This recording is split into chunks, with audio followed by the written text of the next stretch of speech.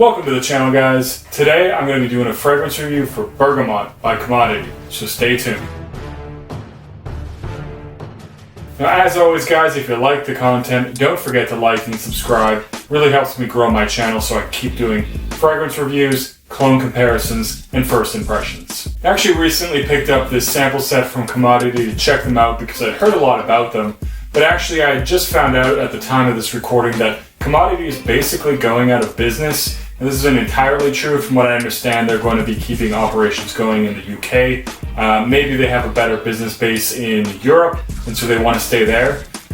So a lot of these fragrances might become hard to find, but I'm still going to check them out. I still might do a few reviews on these to sort of give my thoughts and impressions. And if you can pick up some of these at a cheap price or a discounter or whatever, maybe you happen to be in Europe, it might be a good idea. Without further ado, here we go. The top notes are unripe bergamot, clementine, and mandarin. The middle notes are African geranium, mint, and jasmine.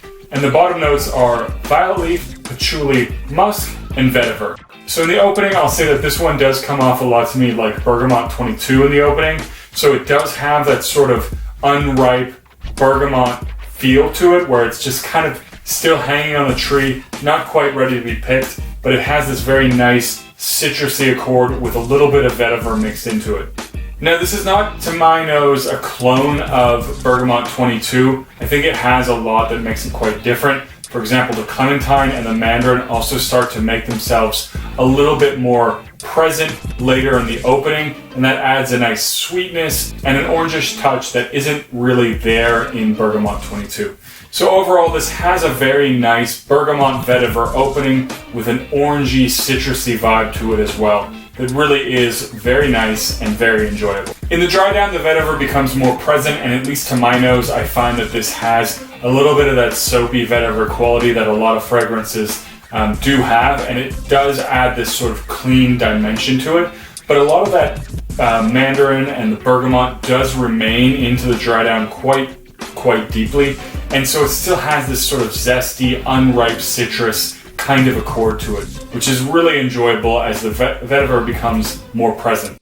And the performance for this one is also pretty good for the type of fragrance that it is. I get about 6 or 7 hours of longevity, which is not terrible. I mean, personally, I prefer 8+ hours, but this is pretty close, and it is a fresher vetiver, citrus dominant fragrance.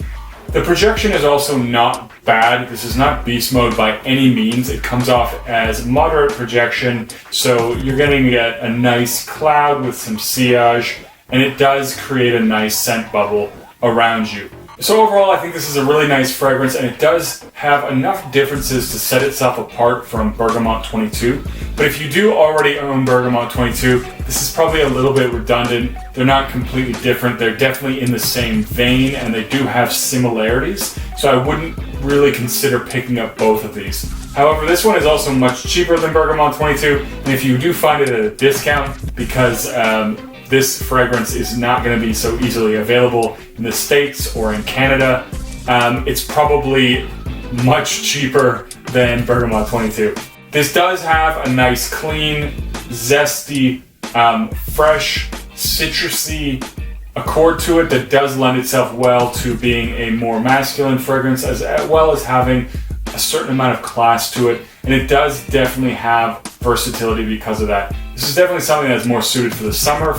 It's not piercing or really beast mode, so it probably wouldn't do well in colder weather, but it is certainly something that is generally going to be fairly mass appealing, and it is something that's inoffensive to most people. So this is something you can certainly wear to the office.